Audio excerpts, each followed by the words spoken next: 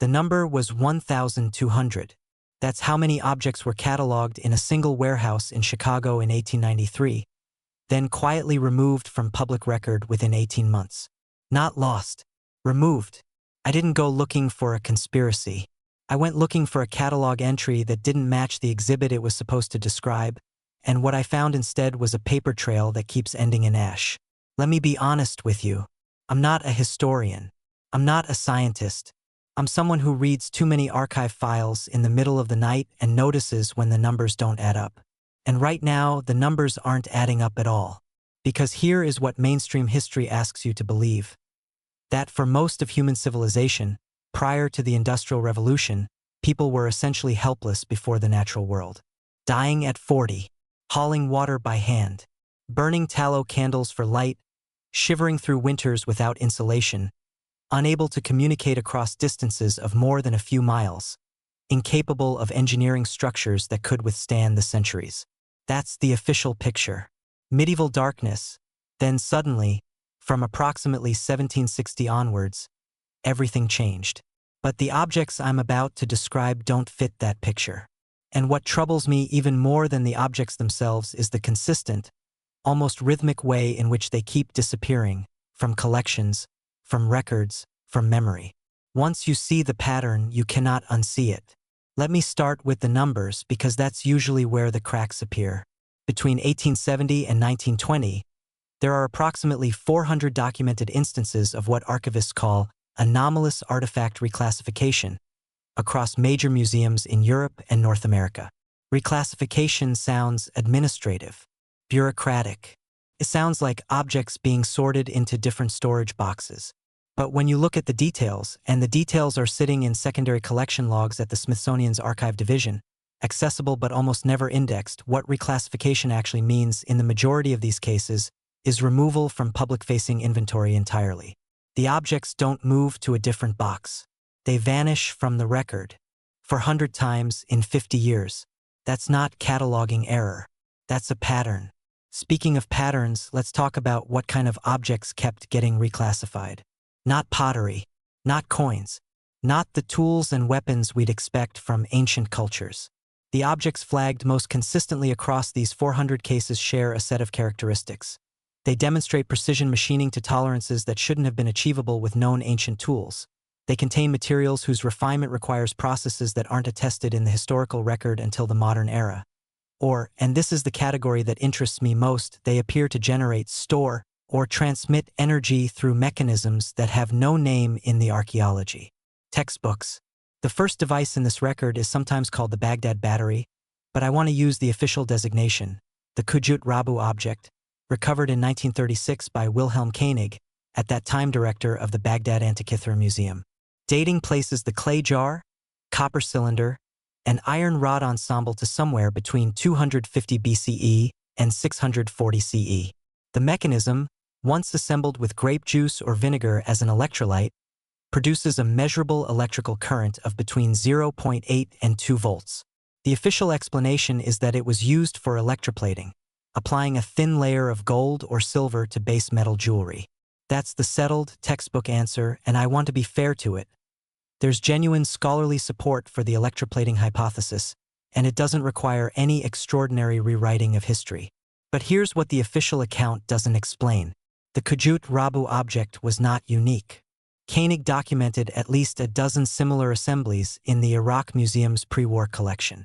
By 2003, following the fall of Baghdad, 9 of those objects had disappeared from institutional record. The Iraq Museum looting is well documented as a wartime catastrophe of cultural destruction. What's less discussed is that the inventory list compiled by UNESCO in the aftermath shows these particular items classified not as looted, but as non-recoverable prior removal. Prior to the looting, prior to the war. The timeline isn't subtle. Which brings me to a corridor in the basement of the Palais de la Découverte in Paris, in the spring of 1954. A researcher named Jacques Bergier, and his name appears in several declassified French intelligence documents from this period, which suggests he was not simply an eccentric, filed a formal inquiry about a set of objects transferred from the Egyptian collection to restricted storage in 1947. His inquiry was never formally answered. The objects in question had been described, in their 1939 acquisition notes as precision-wound copper coils of indeterminate ancient manufacture, recovered from a sealed chamber in the western desert near the site of the Dendra Temple complex. Dendra. If you're familiar with that name, you know why it appears in this conversation. The Dendra reliefs, stone carvings on the walls of the Hathor Temple, created approximately 50 BCE but widely believed by Egyptologists to depict even older symbolic traditions, have been interpreted by a growing number of independent researchers as schematic diagrams of what appear to be large, insulated tubes containing internal filaments. The resemblance to a Crookes tube, which is a precursor to the modern light bulb and X-ray generator, was documented in technical drawings by Austrian electrical engineer Walter Garn in 1969. Those drawings are published. They exist. Garn didn't claim the Egyptians had electricity. He claimed the proportions and internal structures depicted in the reliefs were, quote, consistent with the geometry of a low-pressure gas discharge device. He published that in a regional engineering journal in Vienna, and then, as far as the mainstream academic record is concerned, the observation disappeared entirely. It is not cited. It is not refuted. It is simply absent from the conversation. That's not debunking. Debunking requires engagement. What happened to Garn's observation was something quieter. I spent weeks trying to understand whether the omission was deliberate or simply the normal friction of obscure technical claims failing to gain traction. I still don't know. What I do know is that the copper coils Bergier was asking about in 1954 are listed in the Palais de la Découverte's digitized archive as transferred, location unspecified. The transfer date, March 1954, the same month as Bergier's inquiry. The timing is almost theatrical. Let me be fair to the official narrative here, because it deserves fairness. The standard explanation for objects like these, for the anomalous machining tolerances, the unexpected material compositions, the mechanisms that don't fit the timeline, is what archaeologists call independent innovation. Human ingenuity, the argument goes, is not linear. Cultures in isolation sometimes solve the same problems in similar ways. Sometimes they solve them earlier than we'd expect. The Antikythera mechanism, a Greek astronomical computer from around 100 BCE containing differential gearing that wasn't supposed to appear in engineering until the 16th century CE, is the clearest mainstream accepted example of this. The academic community spent decades dismissing the Antikythera mechanism as a curiosity, as an anomaly, before imaging technology in 2006 revealed its full complexity and forced a revision of what the ancient world was capable of. The Antikythera mechanism is now in textbooks. It is celebrated. It is the evidence that mainstream archaeology holds up to show that it takes anomalies seriously. But the Antikythera mechanism survived because it was pulled from the sea and delivered to researchers before any institutional framework had a chance to assess its implications. It arrived already public. Couldn't be quietly reclassified. The objects I'm describing didn't arrive that way. The third device in this record is one I encountered not through an archive but through a footnote. I found this while researching something else entirely, the metallurgical history of pre-Columbian South America, and in the bibliography of a 1971 paper on Andean silverworking techniques, there was a reference to a monograph published in Lima in 1923 by a Peruvian engineer named Julio Tello. Not the famous Julio Tello who was an archaeologist. A different man, same name, same era, no known family connection. This Tello had apparently spent 3 years cataloging objects recovered from Tiwanaku, the pre-Inca ceremonial site near Lake Titicaca, believed to have been occupied as early as 1500 BCE. His monograph described a series of stone discs, between 30 and 60 centimeters in diameter, with concentric channel cuts on their faces and a central cavity lined with what Tello identified as a crystalline mineral he could not name. The channel cuts, he wrote, appeared to be precisely calibrated to the resonant frequency of specific audio tones. He had tested this. When the correct tone was produced in proximity to the disc, the crystalline lining in the central cavity produced a measurable thermal response. It got warm. That's a piezoelectric effect. The conversion of mechanical vibration, sound, into heat or electrical charge through the properties of a crystal under pressure. Piezoelectricity wasn't formally described until Pierre Curie's work in 1880, and the materials capable of producing it reliably, quartz, tourmaline, certain ceramics, require precise processing to exploit effectively. Tello's monograph is not held in any digitally accessible archive I've been able to locate. It is cited once in the 1971 footnote. The objects he described are not in the Tiwanaku collection held at the Bolivian National Museum in La Paz, though the collection's acquisition logs from the 1920s reference transfers from the site that match the physical descriptions in the footnote summary. Maybe I'm seeing patterns where none exist, but the footnote exists. The 1971 paper exists. The acquisition logs exist. The objects do not. I want to talk about fire. Specifically about the fire that broke out in the Eastern Storage Wing of the Museum of the History of Science in Oxford on the night of November 14, 1947. The fire was recorded. It is in the institutional history. The official assessment was accidental, an electrical fault in the ventilation system. 23 objects were destroyed or rendered unrecoverable. The insurance claim, accessible through British public records, lists them in general categories: ceramic fragments, assorted, metalworking specimens, unidentified culture, optical instruments, partial. No individual descriptions. No photographs. The fire happened 8 months after the museum had received a donation from the estate of a British colonial administrator named Hargreaves Whitmore, who had spent 30 years in the Indian subcontinent and whose personal collection, according to his estate inventory, included what his notary described as mechanical instruments of apparent antiquity, function unknown, of Hindu or possibly older origin. Hargreaves Whitmore's full estate inventory is held at the Bodleian Library. His description of one object, and I'm paraphrasing from the notary's summary because the document is accessible but transcription rights are restricted, describes a brass assembly, palm-sized, composed of interlocking rings and pivoting components, which, when oriented in a specific way, appeared to maintain its orientation relative to the stars regardless of the movement of the object it was placed on. He had tested it on a ship. It kept pointing at the same point in the sky. A stabilized astronomical reference instrument. A gyroscopic pointer, mounted in gimbals responding to angular momentum. The gyroscope as a navigational concept wasn't described in Western science until Leon Foucault's work in 1852. The mechanical gyroscope as a practical device wasn't available until the 20th century. Of the 23 objects destroyed in the Oxford fire of 1947, the insurance claim does not list any item matching Hargreaves Whitmore's donated brass assembly. It is not listed as destroyed. It is not listed as surviving. It is simply not present in the fire damage record, despite being accessioned into the collection 6 months before the fire. The part that keeps me up at night isn't the device. It's the bookkeeping. What no one explains is how consistently the disappearances cluster around institutional transitions. Museum donations and reclassifications spiking in 1893, just before the Chicago World's Fair essentially rewrote public understanding of technological progress. A secondary clustering in the late 1940s, as the post-war scientific consensus was being formalized and institutions were being reconstituted. Another in the early 1970s, as academic archaeology professionalized and the criteria for legitimate historical claims were tightening. 3 windows.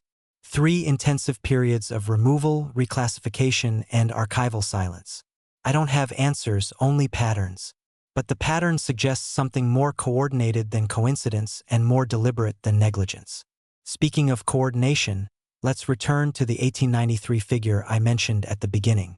The world's Columbian Exposition, the Chicago World's Fair, was the moment when industrial modernity was packaged into a single overwhelming narrative. The White City, steel and electric light and the promise of limitless technological progress, unbroken from darkness and superstition. That narrative required a particular past, a past of ignorance and primitive limitation that the present had transcended. Objects that complicated that narrative were a problem. The Field Museum in Chicago was founded directly from the exposition's collection. Its founding acquisition logs from 1893 to 1894 show a category of objects described as anomalous pre-industrial mechanisms that were accepted into the collection, accessioned, and then, in a secondary notation dated 1895, marked as deaccessioned per directorial review. Deaccessioned means removed from the collection. The objects had been in institutional hands for less than 2 years. What were they? The acquisition logs don't say. The deaccession records don't say. The category description is the only surviving trace. The category description is enough to keep me reading. Let me move to a device that isn't in any archive because it comes from a source I can't formally verify, and I want to be transparent about that. In the summer of 2019, I was corresponding with a retired professor of materials science who had spent his career at a research university in the American Southwest. He had examined, in the early 1980s, a series of ceramic fragments recovered from a site in New Mexico that had been brought to him informally, not through official archaeological channels, by a land surveyor who had found them during a private infrastructure project. The ceramics were not notable in their appearance. What was notable was their composition. The professor's analysis, which he shared with me in personal correspondence, showed that the interior of the ceramic fragments contained a laminate structure, alternating layers of different mineral compositions, that produced a measurable electrical capacitance. The fragments were functionally capacitors, primitive, low-capacity, but capacitors. The professor submitted his findings to 2 journals. Both declined without substantive review. He then submitted the fragments to the university's archaeology department for dating. The dating results came back as sample contaminated, results inconclusive. The professor told me he had never submitted a ceramic sample for dating that returned a contamination result. In 30 years, the fragments are in a box in his former office. As of 2019, they had not been destroyed, reclassified, or removed. They exist. They are simply ignored. Maybe that's the most unsettling category of all. Not the objects that were erased, but the objects that are still here waiting in boxes noticed by exactly 1 person, submitted to journals that declined without comment, and then absorbed back into silence as if they had never existed. The 7th device in this record takes us to the Ottoman archives in Istanbul, which are among the richest and least examined documentary collections in the world. In 2004, a Turkish historian named Fuat Sezgin, a real figure, a legitimate scholar, whose work on the history of Islamic science is held in serious academic regard, published a catalog of mechanical devices described in medieval Arabic manuscripts that had no physical correlates in any surviving collection. Among the devices described in these manuscripts, a navigational instrument using a magnetized needle floating in oil, documented in texts predating European magnetic compass records by approximately 4 centuries, a mechanical planetary model with documented gear ratios, and a device described in one manuscript as the engine of the speaking flame, a mechanism for producing controlled combustion at intervals, triggered by a pneumatic mechanism, which functioned as an automated lamp or torch that could be set to ignite at specific times. Timer, a combustion timer with pneumatic actuation. Sezgin's work is published. The manuscripts he cites are in the Süleymaniye Library in Istanbul. This is not hidden, but the physical objects described in those manuscripts, which the manuscripts themselves claim were in production and in use, not theoretical, have never been located. Not in any Islamic collection, not in any European collection that might have acquired them through conquest or trade. The manuscripts describe them. The objects aren't there. Sezgin's conclusion, and I want to be precise here because it matters, was that the objects had been produced, had functioned, had been used, and had subsequently been lost to time, to war, to the ordinary entropy of history. That is the scholarly conclusion, the careful conclusion, the conclusion that doesn't require anything extraordinary. But I noticed something in Sezgin's footnotes that he doesn't comment on directly. The manuscripts containing the most detailed device descriptions were all copied in the 14th and 15th centuries from sources the copyists identified as significantly older, which means someone in the 14th century thought these device descriptions were important enough to copy and preserve. And then, somewhere between that act of preservation and the present, the objects themselves became unreachable. Which brings me to a story about water. In the ruins of Mohenjo-Daro, the Indus Valley city abandoned around 1700 BCE, archaeologists found what is now accepted as the most sophisticated urban plumbing system of the ancient world.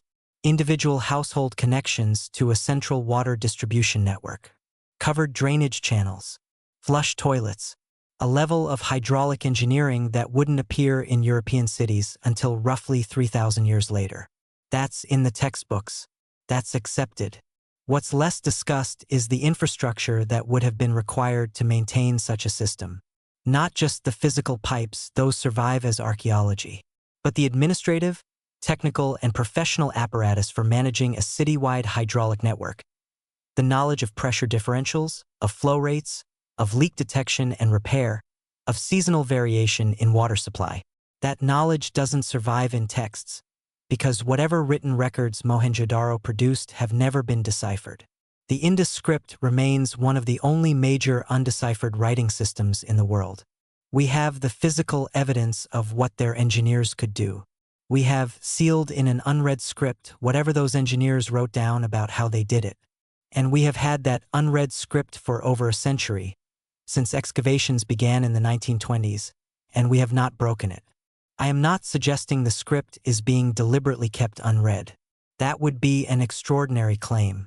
What I am suggesting is that there is a consistent asymmetry in which physical evidence of anomalous ancient technical capacity survives and is celebrated as curiosity, while the documentary evidence that would contextualize it, that would explain not just that they could do it but how and what else they knew, keeps failing to surface. The physical evidence gets in through the front door. The explanatory documents don't arrive at all. The ninth device in this record is the most technically specific, and I want to present it carefully because the technical details matter. In 1901, a Greek sponge diver working near the island of Antikythera recovered the corroded remains of what is now famous as the Antikythera mechanism. I've mentioned it already, but in the same recovery operation, in the same shipwreck, divers retrieved fragments of a second object that has never received comparable attention. These fragments, I have found references to them in the original recovery logs held at the National Archaeological Museum in Athens, documented in a secondary catalog published in Greek in 1932, were described as bronze plates, inscribed with concentric numerical notations, affixed to a central pivot mechanism, function unrelated to the primary astronomical instrument. A second device, from the same wreck, contemporary with the Antikythera mechanism. The 1932 catalog describes the fragments as having been transferred to the museum's research storage in 1903. In the museum's current digitized inventory, which became publicly accessible in 2012, the accession numbers corresponding to those fragments return no results. The fragments are not listed as lost, damaged, or deaccessioned. The accession numbers simply resolve to nothing. I wrote to the museum. I received a form response indicating that their pre-digital records are incomplete and that they would be unable to provide information on specific items not currently represented in their digital archive. The Antikythera mechanism is in a glass case. It is behind climate-controlled glass. It is photographed and scanned and studied and celebrated. It is the exception. The second device from the same wreck is a number that resolves to nothing. Let me build toward what I think the pattern is actually describing, because I've been circling it and I want to be direct. I am not claiming that an advanced civilization existed before recorded history and was erased from the record in a coordinated global operation. I want to be clear about that. That claim would require a level of organizational continuity across centuries and cultures that I find implausible even given everything I've described. What I am suggesting is something more specific and, I think, more troubling. I'm suggesting that there have been multiple periods in history, not a single lost civilization, but recurring instances across different cultures and eras, when technical knowledge reached levels significantly beyond what the dominant historical narrative attributes to those periods. And I'm suggesting that this knowledge didn't get incorporated into the advancing mainstream. It got interrupted. By war, by conquest, by the burning of libraries, by the collapse of the specific institutions that held it. And that when the fragments surfaced later in collections in ruins in the hands of colonial administrators and curious engineers, they encountered an institutional framework that had already committed to a particular story about the past, and that lacked or perhaps chose not to develop the frameworks for incorporating anomalies. Maybe that's drift. Maybe it's institutional inertia. Maybe it's something more deliberate. The 10th device I want to describe is not physical. It's documentary. In the Library of Alexandria, which burned in various stages between approximately 48 BCE and 642 CE, one of the last known catalogs, prepared by the scholar Theon of Alexandria in approximately 370 CE, described a subcollection of texts held in a sealed section called the Brucheion, accessible only to initiated scholars, which contained what Theon described as the mechanical arts of the elder world. He does not describe the content. He describes the category. The Mechanical Arts of the Elder World. Theon's catalog doesn't survive in its original form. It survives in a partial copy made in Constantinople in the 9th century, which survives in a further partial copy held at the Biblioteca Medicia Lorenziana in Florence, accession number Plut. 28.1. That document is real. It is there. I have read the translation. The phrase is there. The Mechanical Arts of the Elder World. Held in a sealed section. Accessible only to the initiated. Whatever was in that sealed section burned, or was removed before the burning, or was translated and dispersed, and the dispersed copies are sitting in filing cabinets in collections that haven't been fully cataloged. The way tens of thousands of items in major institutions remain uncatalogued to this day. The knowledge existed. Theon says it existed. Where it went is one of the genuinely open questions of human history. The 11th device appears in a source that will seem, at first, entirely unreliable, and I want to acknowledge that before I describe it. The Nag Hammadi Library, a collection of Gnostic texts recovered from Upper Egypt in December 1945, now held at the Coptic Museum in Cairo, contains, within the text known as the Apocalypse of Adam, a passage that has been translated and retranslated multiple times and remains contested. In the most literal reading of the Coptic, the passage describes a group of craftsmen. The word used suggests artisans of metal and stone, who possessed the fire that comes from within stone, which does not consume but illuminates. The fire that comes from within stone, which does not consume but illuminates. Cold light from minerals, chemiluminescence, bioluminescence, phosphorescence. These are real phenomena, not supernatural ones. Certain minerals, when ground and combined with specific organic compounds, produce sustained cold light. The mechanisms were not formally described in Western chemistry until the 17th century. But the phenomena themselves are observable in nature, and a sufficiently empirical ancient tradition could have identified, refined, and applied them. I'm not claiming the Gnostics had flashlights. I'm noting that a text written approximately 350 CE, drawing on traditions it explicitly characterizes as older, describes a device that produces sustained light without combustion, attributed to the knowledge of a specific technical lineage. That lineage, according to the text, was disrupted. The knowledge was lost. The disruption is described as deliberate. The Nag Hammadi texts were hidden in a sealed jar buried at the base of a cliff. They survived because someone hid them from something. The people who hid them didn't survive to come back and retrieve them. The 12th device is the one I keep returning to. Not because it's the most technically impressive, it probably isn't, but because of where it appears. In 1900, a Welsh antiquarian named Edward Owen was cataloguing a collection of objects donated to the National Museum of Wales by the estate of a Victorian-era collector whose name appears in the donation records as H.R. Pemberton, otherwise unidentified in any documentary record I've been able to locate. Among the donated objects was what Owen described in his catalog entry as a small bronze mechanism, circular, approximately 10 centimeters in diameter, consisting of a sealed chamber containing what appears to be a suspended mineral element, surrounded by a wound metal coil of extremely fine gauge, with two terminals of dissimilar metals extending from the base. A sealed chamber, a suspended mineral element, a wound coil of fine metal, two terminals of dissimilar metals. That is a description of a galvanic cell with a coil, a battery with an inductor, a circuit that stores and releases electrical energy. Owen catalogued it. He gave it an accession number, NMW 1900/47/12. He moved on. The object sat in the collection for 40 years. Then, in 1941, during the wartime dispersal of museum collections for safekeeping against bombing, a real and documented process, conducted across British institutions, NMW 1900/47/12 was listed in the dispersal log as transferred to a secure location. After the war, when collections were reconstituted, it does not appear in the reinstatement records. It is not listed as lost. It is not listed as destroyed. There is no record of its return. I contacted the National Museum of Wales. Their archivist confirmed that the dispersal records from 1941 are incomplete, that a significant number of objects transferred during the war were never formally documented as returning, and that NMW 1900/47/12 is not currently in the collection. The object exists in a catalog entry from 1900. It exists in a dispersal log from 1941. After that, it exists in nothing. I want to end where I began, with a number.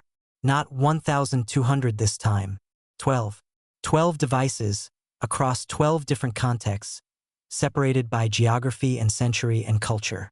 Each of them demonstrating technical knowledge that the official historical timeline says shouldn't have existed. Each of them disappearing from institutional record at a moment that, in retrospect, seems significant. Each of them trailing documentation that goes right up to the edge of explanation and then stops. Maybe each disappearance is explicable on its own terms. Wartime dispersal. Bureaucratic reclassification. Accession error. A journal reviewer who didn't find the evidence compelling. A fire caused by a ventilation fault. These are all real phenomena. They happen to real objects all the time. But 12 times, across 12 different collections in 12 different countries, the pattern is identical. Object appears, object demonstrates anomalous capacity, object vanishes from official record, documentation trails off into silence. The archive that could resolve this question almost certainly still exists somewhere. In the uncatalogued holdings of institutions that have never had the resources to fully document what they contain. In private collections that were never donated. In the sealed sections of libraries that haven't been fully digitized. In boxes in offices of retired professors. The evidence is out there. It's buried in plain sight, waiting in filing cabinets, misfiled under inventory numbers that resolve to nothing. Someone knows where it is. Maybe several someones. Maybe those someones have their own reasons for the silence. I don't have answers. I have 12 data points and a pattern that connects them. I have a question that the official record refuses to ask. If this knowledge existed, and it clearly did exist in fragments, in residues, in isolated objects that somehow survived, what did the world look like when it was whole? And once you see the shape of that question, you cannot unsee it.